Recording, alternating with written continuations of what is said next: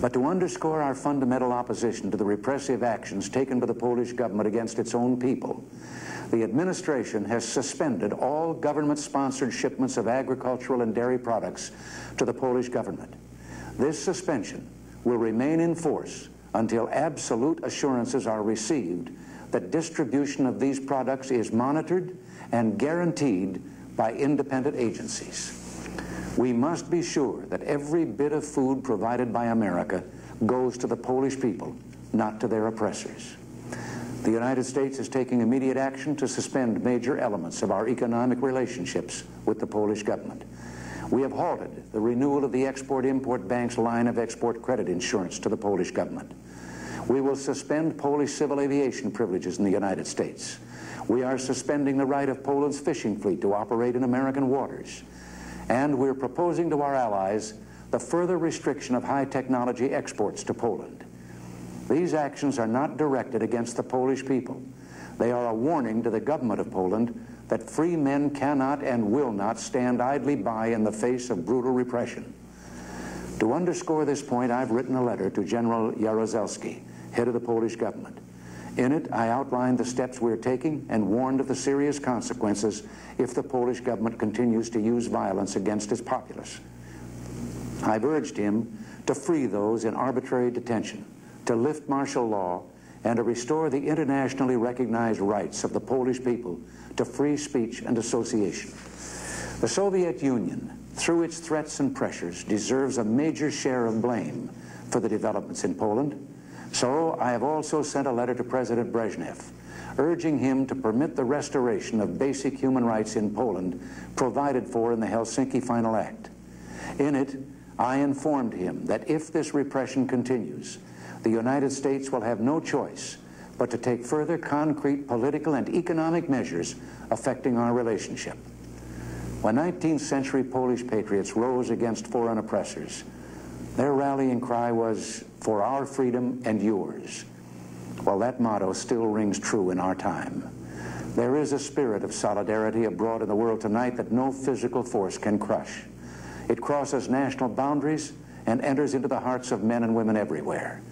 In factories, farms, and schools, in cities and towns around the globe, we, the people of the free world, stand as one with our Polish brothers and sisters. Their cause is ours, and our prayers and hopes go out to them this Christmas. Yesterday, I met in this very room with Romuald Spasowski, the distinguished former Polish ambassador who has sought asylum in our country in protest to the suppression of his native land. He told me that one of the ways the Polish people have demonstrated their solidarity in the face of martial law is by placing lighted candles in their windows to show that the light of liberty still glows in their hearts. Ambassador Spasowski requested that on Christmas Eve, a lighted candle will burn in the White House window as a small but certain beacon of our solidarity with the Polish people. I urge all of you to do the same tomorrow night, on Christmas Eve, as a personal statement of your commitment to the steps we're taking to support the brave people of Poland in their time of troubles. Once, earlier in this century, an evil influence threatened that the lights were going out all over the world. Let the light of millions of candles in American homes give notice that the light of freedom is not going to be extinguished. We're blessed with a freedom and abundance denied to so many. Let those candles remind us that these blessings bring with them a solemn obligation, an obligation to the God who guides us, an obligation to the heritage of liberty and dignity handed down to us by our forefathers, and an obligation to the children of the world, whose future will be shaped by the way we live our lives today. Christmas means so much because of one special child, but Christmas also reminds us that all children are special, that they are gifts from God, gifts beyond price that mean more than any presents money can buy. In their love and laughter, in our hopes for their future, lies the true meaning of Christmas.